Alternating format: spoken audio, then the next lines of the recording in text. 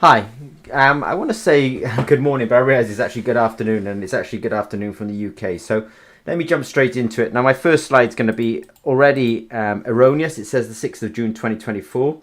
It's actually the 5th of June. I had to go a bit early because actually I have to catch a train in the morning, UK time, and therefore I will not be able to do this at the time that we were otherwise expecting to do it. I also apologise. I feel like this is a bit of a scrappy webinar this week, but I'll try and answer the questions. So, as you know, every week ZP does a developer zone webinar. We try to answer technical questions that come in during the week.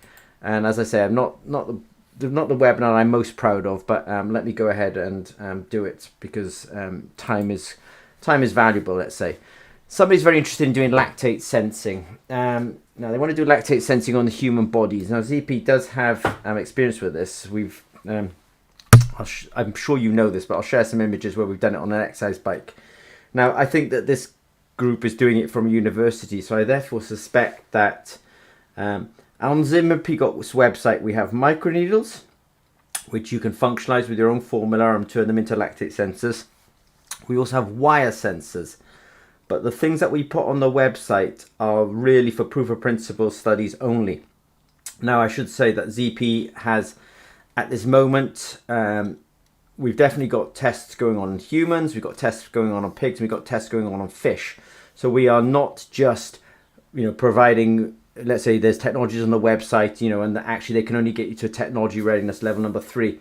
In reality, ZP is working with clients to actually get them, onto animals, into animals, and onto people. But I say that because I'm a bit concerned that these people are at university and they may want to be putting these sensors through the skin. And the products that we have on our website, I cannot almost like allow you to put them through the skin, because that would suggest that, they've got to be, you've got to have a proper program with ZP to really be doing that. Doing in vitro tests, in the lab and proving out technology flows, that's fine. But if you're really thinking about doing this yourselves in a university setting, then I would say you really can't be doing this, to be honest with you, and I can't support it. So when you ask the question, should you be using microneedles or wires, I have opinions on that, but I'm concerned that if I answer that question, you might go ahead and actually do it. Wearables, we have electronic circuits. They should be compatible with both microneedles and wires, but I can't support an effort at a university unless the program is really well funded and we've put all the proper documentation in place. I really can't support it. And we can, our lactate sensors are good between 1 and 10 millimolar. I can say those statements, but I'm a bit worried about question number 1 because I'm realizing that you may actually go ahead and do this, and ZP can't support that outside of large programs because of the liability of this. Now, this next question, somebody's trying to make so wearables is one thing, in vitro diagnostics, which is the next question, is another thing. I suppose I should just flick the camera for a second and just say, obviously you know this already, but ZP does actually have a very kind of robust technology for doing wearables on human beings. This has had 20 million spent on it so far. It's got 50 patents behind it, but it's not something that we actually make available on our website. On our website, we kind of have some technologies which will allow people to explore microneedles and wire sensors in vitro circumstances, but then to really go ahead and actually start putting that into either animals or into human beings, that needs a proper engagement with ZP, and I didn't realize that people were actually this group was actually intending to put it onto humans, maybe even breaking the skin, which I couldn't support through web store sales. That would have to be a proper, quite substantial program in order to do that. In vitro diagnostics, which is the next question, is a much easier one to deal with. So in vitro diagnostics, in fact, I will talk about this piece of hardware in a minute. It's probably worth saying, actually, this is a bit of a new one there as well, that this hardware is called Sense It All, and we use it for, we've got these QR codes: chili, ginger, pH, nitrate, total antioxidant capacity, glucose, potassium, but actually amperometry, open circuit potential, EIS, linear sweep, cycle voltammetry, and square wave voltammetry. So it's both got a R&D capability through these QR codes and also application capability through these codes as well. That said, let me go forward a little bit. These people are thinking about making a receptor. When they say matrix recommendation for prototyping, matrix can mean so many different things. So in this context, maybe they mean the matrix on the sensor itself to kind of keep that receptor in a chemical environment that it's quite happy with. So I may be able to answer that question. I have a paper that I think you should follow. Good question. Different matrices for different receptors. The answer is I think we find ourselves just using the same formulations all the time, to be honest with you. But it doesn't mean that there isn't well, for example, some receptors may do better with a different pH. So you can't make this blanket statement that actually, so if a particular receptor does well in a sort of pH of 6.5 and another does well in a pH of 8, you would change the matrix in order to suit the receptor. I'll talk about how a screen printed electrode works in a binding assay. I know you're dealing with receptors, but whether you're talking aptamers, receptors, or proteins, or even antibodies, or even DNA binding, the way you can get the signal out of these systems is fairly similar. And I'll talk about the adhesion method for binding proteins, as you ask here.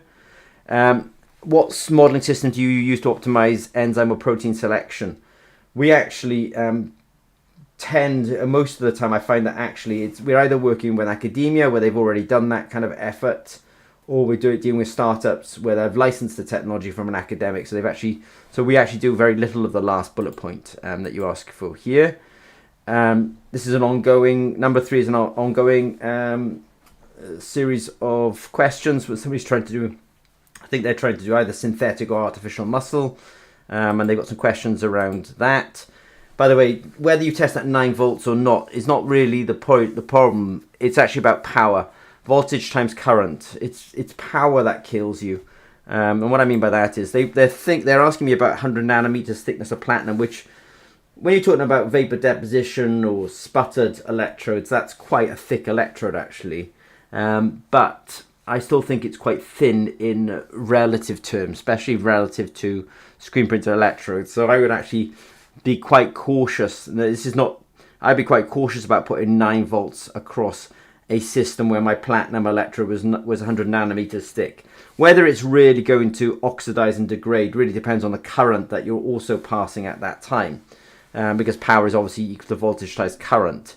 I have a strong suspicion if you do this experiment, you're going to delaminate that platinum. Whenever I've really dealt with sputtered electrodes, especially sputtered electrodes onto glass, I always think the adhesion's actually quite poor, and actually I think these things delaminate, so I'm not a great fan of it. And I'll try and answer some questions you've got on connectors as well. Question number 4, I have to apologize to these people. It's a whole series of quite long list of questions, and I think that when they originally asked the question, they didn't realize that Julie is an online database that ZP has. If I'm talking about at Zimmer Peacock, we have Julie. Julie's been around for 10 years. We put all of our data in there. It analyzes all of our data. We share it with clients. It actually also works with hardware as well. So if I do a little demonstration of this later on, I'll also show you that the data went to Julie as well. I haven't really spoken about Julie in several months, but Julie's just a backbone at Zimmer Peacock, and somebody's got some questions about Julie. Those questions are actually quite about 20 odd questions. I would say this, Julie, if you look at Julie, if you ever end up on the web page, you will find that actually the pricing, there's a great price on there. It says free. That's good because actually you can answer lots of questions and try it out for free. And I think that's a better model than me trying to kind of give you some answers. But anyway, I'll have a go at question number 4. So question number 1, lactate. Apologies. I can't deeply support you because I got a suspicion you're trying to do this on human beings, and it's not something that I would want to encourage, because unless you're a well-funded client, it's a risk to ZP that you would be doing this. Question number 2 is easy enough. I'll give you some advice around in vitro diagnostics. Question number 3, easy enough. These is in vitro work, and I can advise you on that. Just to say, we've got some upcoming webinars. If you're doing in vitro diagnostic work, which is probably question number 2, come along to this. if you're at question number 1, do come along to this. You may have already come to this, but do understand that, to get into the wearable space, I mean, I've said this before and people have heard me say it many times, BioLink is a company down in California. They're a good data point for me because they've raised $150 million US to partially get towards market, and that's how hard wearables is. So I'm going to really, but come to the wearables webinar if you're interested in wearables. Anytime a link appears, by the way, I'll try and remember to put it underneath the YouTube video as well. Anyone who's in academia will find this webinar interesting. With ZP we try to put a lot of technology in place that would bridge the gap between where academia finishes and where we think commercial operations actually take over. And maybe actually this is, I'd say, very new actually what I'm showing here now, is that this one device can be given application. So, it can be used in chili sensing or ginger sensing or glucose sensing or potassium sensing. But actually, by different QR codes, you can do the amperometry, open circuit potential, the EIS, the linear sweep, the cycle voltammetry, the square wave voltammetry. So this one instrument can either be used in research or it can be used as a product. And that's, I think this is a real game changer, because what you find out is that most of the time people are dealing with potentiostats that are large, or just, they are potentiostats, they're lab instruments. This is the first time that a company has come up with a solution where actually you can use it in the teaching lab with undergraduates. They can come in and do a cycle voltammetry experiment. But actually you could also inspire that same undergraduate to do a startup company where they did, a creatinine, assay, for example, as well. Right. So please come along to the academic research webinar. It could be quite interesting. So question number 1, at Zimmer and Peacock, we have definitely worked on all of these configurations: wire, microneedles, and actually sweat as well. Sweat is probably a good one for academia because actually you don't have to break the skin. So getting ethical approval is a lot easier in sweat. At ZP, we also work on implanted as well. We've implanted, so at this moment, we're implanting both into fish and into pigs. These are serious programs. Appreciate once you start touching animals, you've got to get ethical approval, etc. So it's they're quite well funded programs. We have definitely done lactate actually in sweat. We do have the technology stack for it, and we did actually get some really nice data. But again, once I read that people wanted to do this on somebody on a treadmill and were asking whether they should use microneedles or wire sensors, I do have to back away slightly from the question, because unless you're well funded, you're getting into an area of research where it's you could end up giving somebody an infection because of the way you're breaking the skin, you're breaking through the natural barrier that keeps bacteria out of the body. So you could end up giving, I don't want to be too ridiculous on it, but you could end up giving them sepsis. I'm not going to want to comment on this too much. But we do have, the capability of engaging with people properly on these kind of programs through either our IVD work or our wearables work as well. Question number 2 is about somebody wants to make a receptor-based IVD, in vitro diagnostic. They're interested in what matrix. Can I recommend a matrix? Yes, I can. I would actually change the matrix. Maybe just something, as I said, something as simple as the pH may not be consistent. Different receptors might require different pHs. So you can't make a blanket statement that, the matrix would not otherwise change. And they did want to know how to get the signal out of this, which I will discuss. And I'll also discuss how to bind a protein to an electrode surface. This is a paper that's worth reading. I'm one of the authors on it, but it was such a simple procedure that I always think this is quite a neat one just to follow. So there's a link here, there's a title here. The paper's not behind a particular paywall. You should be able to access it for free. So that's another reason why I kind of like the paper. We do talk here about, I do advise people to use either our 501 carbon electrodes or our hypervalue carbon electrodes. So if you want to start functionalizing this with a I want to say macromolecule, but maybe, well, a receptor maybe, is a macromolecule. Pyrene NHS is a good molecule. pyrene sticks well to carbon. I'm deliberately talking about carbon today, not gold. Gold is just so... everyone uses gold. Everyone ignores the fact that gold is so expensive and has such a... there's such competition for gold in this world. You know, you're competing against many industries for gold. When you start using carbon, it's 1/28,000th of the cost of gold. It's such a low cost material relative to gold. So that's why I'm actually suggesting gold and not the normal sort of self-assembled monolayers that you would otherwise be facing. I mean, we're able to sell these kind of electrodes for the hypervalue carbon electrodes are less than €1, and the 501 carbon electrodes are €1 and something. So they're pretty low cost.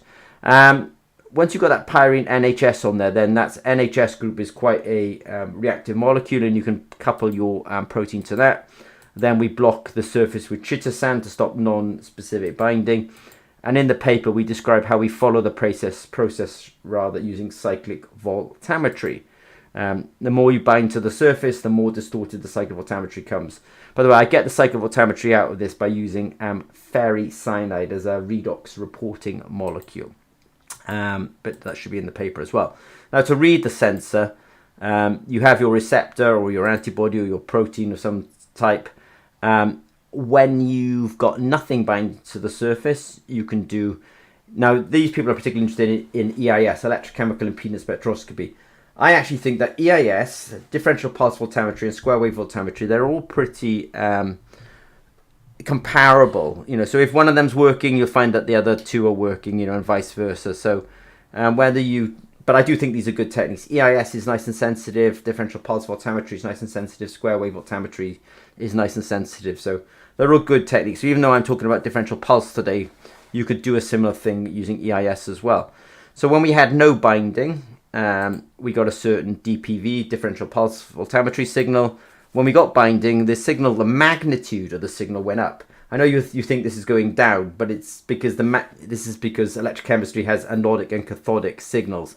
So the sign on this signal is negative because it's a negative current. It tells me the direction which the current is traveling or passing, but actually the magnitude is going up. Now, I bring this up because that's actually quite unusual, because I'm blocking the surface, so that reporting molecule should not be able to get to that surface, but in fact the signal's going up. Sometimes you get a phenomenon where actually ferricyanide is negatively charged. So in fact, and this could be the case in a receptor, that you've got a certain negative or positive charge on there, by binding with the receptor, you could end up increasing, decreasing, or not affecting electrostatic repulsion. So with these kind of binding assays, you could have two phenomena. You could have the hindrance of the surface due to binding, so that would decrease your signal, or you could have the shielding of an electrostatic repulsion and therefore increase the signal. So it's all a bit, until you've done those pieces of science, I don't know quite which way the direction or which way the signal will actually go. But if you follow this paper, it's quite a straightforward way of doing this. I bring up this particular page. I'll try and remember to put the link underneath the video as well, because in this I talk about sometimes when you're doing these kind of binding assays, how do you get signal out of this, out of the binding? Well, you get signal out by having a reporting molecule. My go-to molecule is ferricyanide, but ferricyanide is negatively charged. So sometimes it works to give you less signal with binding, sometimes it works to give you more signal with binding. But if you've got a suspicion that your receptor is negatively charged and ferricyanide is negatively charged, you could actually then try different receptors like ruthenium hexamine, which is positively charged, which will give you the opposite kind of phenomena. Or you could try ferrocene, which is neutral, so you shouldn't have so much of an electrostatic interaction. So I do list on this link here, there's a table of different reporting molecules that you can actually try out as well. So my recommendation for these people is either the hypervalue carbon electrode, which is the cheapest one, or the 501 carbon, which is a bit more, but it's got this circular electrode, and people kind of like the circular electrode because it's easy to pipette onto. So take your choice. Question number 3 is about artificial muscle. I've been answering questions on and off with these people through a few webinars. So as I say, testing at 9 volts, it's not the 9 volts that would damage our screen printed electrodes, it's the current pass. So if you pass a milliamp, and I'm sure you're not planning to pass a milliamp, but a milliamp at 9 volts would be quite a lot of power. That would be a problem. If you were passing microamps at 9 volts, then you may get away with it. I say may because we've never actually done that. I mean, if you told me it was a microamp of signal, or even 100 microamps of signal, but it was like, 1 volt or less, then I would be quite confident. But 9 volts is quite high. But that said, it's the power that kills you. It's not the voltage itself that could be the problem. But if you've got 100 nanometer thickness of platinum, that's not material that's coming from us. That's something that you're sourcing elsewhere. That is probably, I got a horrible suspicion that's going to delaminate, especially if it's on glass. Because with glass, there's a poor adhesion anyway.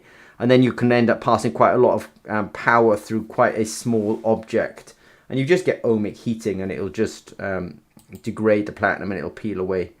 And I'll just advise on connectors. So I've advised these people, use this screen printed electrode, use this connector. This connector comes in 2 flavors, because they're probably going to use on my electrode, I would call this my counter and reference, because they're possibly using these 2 electrodes. That means that they would use this connecting point here and this connecting point here, and they would just ignore the middle connecting point. But that said, our connectors come in generally 2 flavors, one that can take 2mm banana plugs and those who can take 4mm banana plugs. I don't know your banana plugs. You'll have to measure the diameter and then choose accordingly. There's a slot here. This is the slot that this screen printed electrode, see these connectors here? They slot in and make an electrical connection there. So slot it in there. This will be the back end. This is where you'll make your connection, and you have to try it basically. And I'll put the links to what I think would work for you here. Now this is a hard one for me. This is a lot of questions, and so if you're questioner 1, 2 or 3, you don't have to watch this because this is a lot of questions, and so I'll try and go through them fairly quickly. So Julie, first of all, to describe it, there's a website called julie.no. Julie is an online database that's really at the heart of what Zimmer and Peacock does. It was something that we've had going for, we started it 10 years ago. It's gone through, quite a few iterations and a lot of improvement. It's a very, very active piece of technology because ZP uses it all the time. And we also use it in conjunction with many of our products as well. So it's, it's not something that just sits on the shelf. It's something that the biggest users of Julie are actually Zimmer and Peacock. The main object that we're storing is really a report. So I would describe it more as like an e-lab book. What I'll actually do for a second is I may actually, when I sort of make that statement, I'm just going to go up onto the website just really quick. In fact, here I go now. So this is Julie. So julie.zimmerpeacock.no. That's at least one of the URLs that we are using. And Zimmer and Peacock, we either manually put data up into Julie, or we actually, how do I say this? We either manually put data up into Julie, or we automatically put it up through the use of hardware. When I say automatically put it up through the use of hardware, I say that this piece of technology here, for example, is one where if I ran this device would actually automatically send data to Julie. So it's quite a sort of little device, let's say.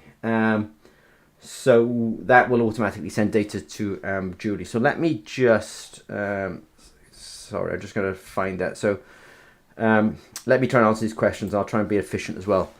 The main storage object is actually a report. So it's kind of like an e-lab book. So that's the way we've set it up at the moment. Sort of, there's like a title, a hypothesis, who did the work. So it feels like a lab notebook. And then there's raw data in there and also process data in there as well. So we can store raw data up there. We can also store process data up there. We can also extract metrics from the data. And also we can extract metrics from several pieces of data. So we use it, for example, in manufacturing. If we make 300 screen printed electrodes, we can get individual raw data on those 300 electrodes. We can extract a key feature from those 300 electrodes, and we can do statistical analysis on it, like, you know, average, standard deviation, etc. We can also, as I say, we can also store sort of metadata, name, purpose of experiment, user, date, time. These are the kind of things that would go up into there. Data is secure. Data is actually, when you open an account on Julie, Zimmer and Peacock cannot access that account. That is your account. So you set up that account, you put your username and password in there. The data is not stored on ZP servers. As you can appreciate, you know, we're a modern company. Most modern companies are actually running on third-party servers. There's, you know, a few big providers in the world. You could guess who their names are. There's not, you know, and we're on one of the largest companies in the world's servers. So, and these are now daily backed up, or they are daily backed up, and also the data is sort of geo-dispersed. You know, that the backups are not all, you know, they're not resident in Norway. They're backed up around the world. When you set up your account, you create clusters. Clusters are kind of, I think the best analogy for clusters is they're kind of like folders. You're the owner of the folder. You can invite people to the folder. You can invite them to have read-write access, or you can invite them to have read-only access. Now, the company that's asking these questions has now set up their own account. And the reason I bring that up is because you can actually play with that feature and actually work that out as well. If somebody if somebody gets a URL from the database and they haven't got access, they can send the URL to the owner, and the owner can grant them access as well. So let's say you were writing a report and you said, oh, well, the data that I'm writing upon is here, and there was a link, and then somebody clicked that link later on. Actually, they found out they can't access it. They can request access to it through the Julie database. They don't have to kind of email you, you know, but the Julie database will essentially ask you, you know, is it all right if we run that particular, if we grant access to that particular user. This is your data, and this is how you control it. It's up to you what you do. We don't have a policy on it because we don't have it. It's not our data. You own the data. When you ask for compliance and regulation, let's be very clear about this. The Julie database is a database that we are primarily using for, let's say, scientific data. We actually use it in medical applications as well. But when we use it in medical applications, I don't want to know the patient's name. I don't want to know the patient's medical history. I don't want to know the patient's date of birth. I don't want to know their address. We don't need any of that. For Julie to be practical in medical medical work. The reason I bring that up is because we're not intending to be storing personal data. You know, we might have your email address, but you know, we're expecting most people to actually be in a business. So whether your business email address is personal data, that's to be discussed. But this is a B2B product, not a B2C product. And this documentation does exist on Julie. Permissions, you are the owner. You can give permissions to your data. ZP can't just see your data.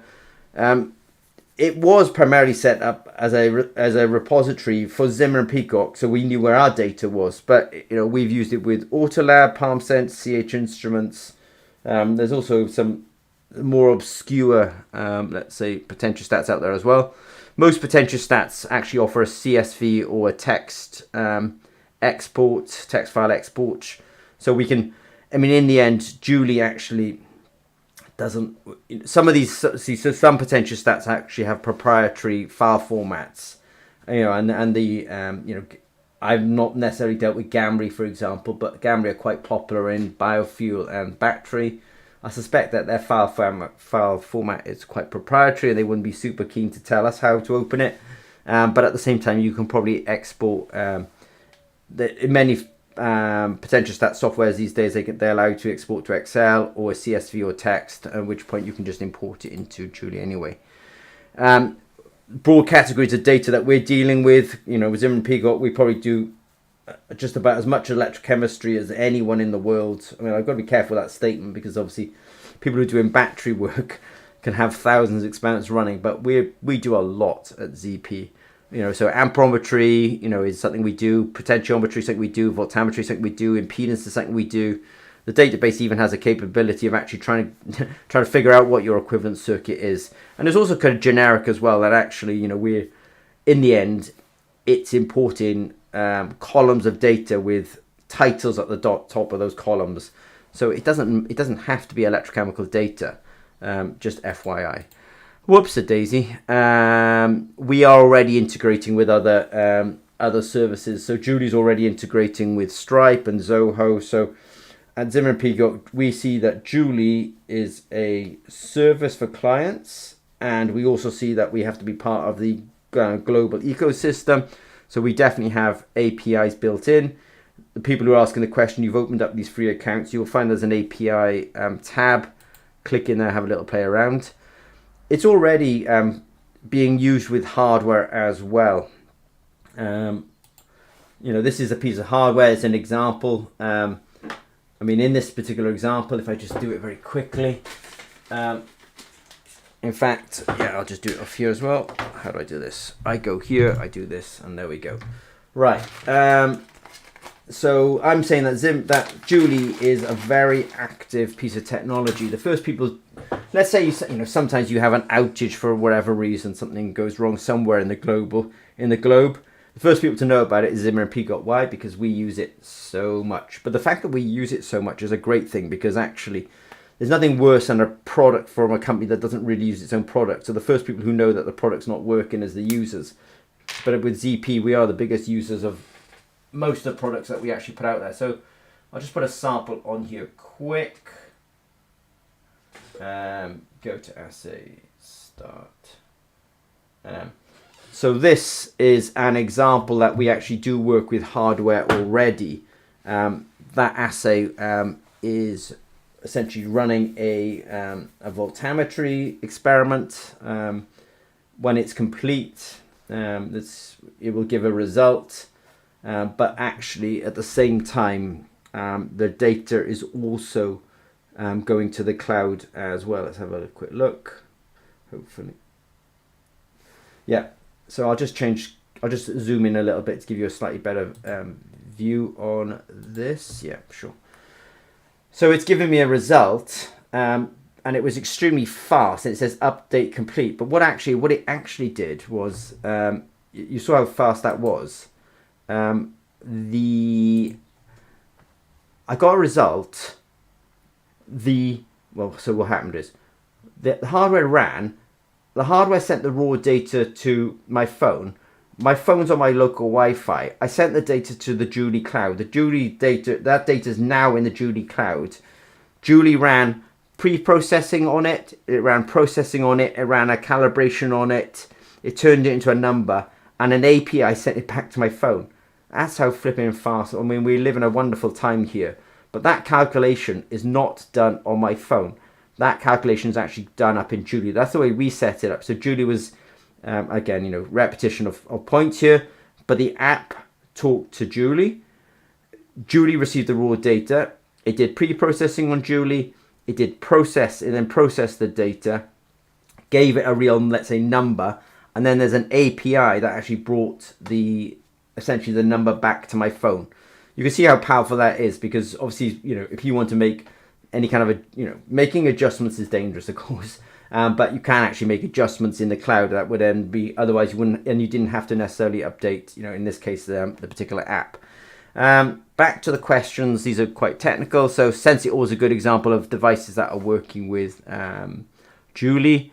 The system scales with traffic. You would expect this with any kind of, with the kind of servers that we run on, the kind of services that, that we're able to scale this, and the system is load balancing. We do have, now you have your free accounts here. You'll actually find out that actually we have pre-processing and processing. It is almost like sequential. The axes are dealt with, and the pre-processing is dealt with, and the process isn't dealt with. And you'll find out that actually we got a lot of pre-processing drop-down menu, and then we've actually also got a lot of processing as well. Can you do customization? Yes. Can you do processing? Yes. Are parameters customizable? Yes. We have curve fitting equations. There's a whole bunch of curve fitting equations that we have. There's even Michaelis Mentor for anyone who's interested in enzymes, but we do have a lot of options on the Julie, and I think the best way to find out is actually to essentially play with them. We also have there's a little help button on Julie as well. It gives you contextual help, so when you click it and you hover over fields, it starts trying to explain to you what these fields are actually about. This is something, if somebody was doing fuel cell or battery work, I mean, we do a lot of manufacturing at the ZP, and so we actually have, you know, lots of data on individual devices, and actually we can then do statistical analysis across, let's say, you know, several devices are under test. They've all got a slightly different average or mean value, and we could bring all the data together and start exploring mean, standard deviation, relative standard deviation, min, max, medians, etc. So it does have that capability. It definitely has API built into it, application program interface, and you've got an account now, so go in there and have a little play with that. It works on using credentials, which are valid for about 1 hour. We haven't had an API quotage problem yet, which is an interesting question because we are the biggest users of it. But of course, somebody could be doing something, you know, very high volume, special, you know, and so we haven't encountered it yet.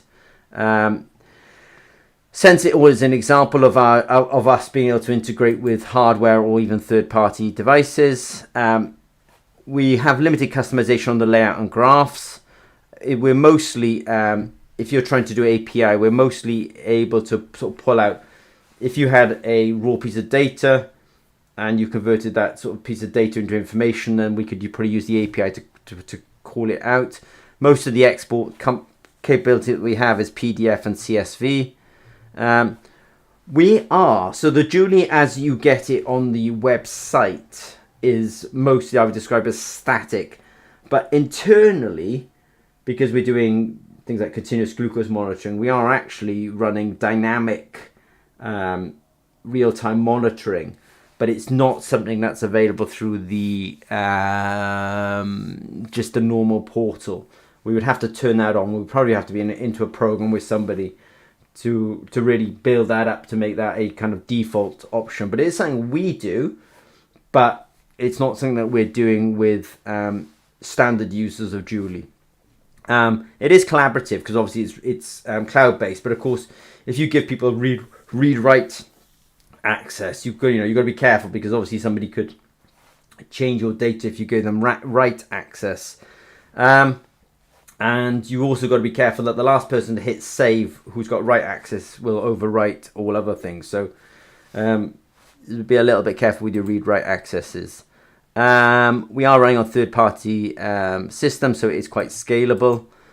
So question number 1 was about lactate sensing today. Once I realized that these people are actually in an academic setting and actually they're really thinking about putting sensors through people's skin, I have to kind of slightly wind back from that and say I can't support that. I can support this question about IVD, in vitro diagnostics, no probs. I've given you a paper. I've suggested the carbon 501 electrode should be a good starting point for you. I've also recommended ferricyanide as your reporting molecule, but also given you a link to other reporting molecules as well. Question number 3, artificial muscle. I have talked about, really comes down to that connector. I think you need screen-printed electrodes from ZP. It's probably the hyper-value carbon electrode. Those connectors, I have a super strong suspicion that if you try to use that 100 nanometer thick platinum, that's going to delaminate. Question number 4, I think has become slightly a moot point because actually I think you opened up your accounts now, so you can actually sort of have a little play with Julie for free anyway. So I want to say thank you very much. If you've got any questions on ZP, don't hesitate to reach out to us. I apologize, that was super long. I also apologize, it was a bit scrappy, and I also apologize because I went early on it and because unfortunately I do have to get on a train tomorrow when I would otherwise be doing this. Otherwise, take care. Thanks very much.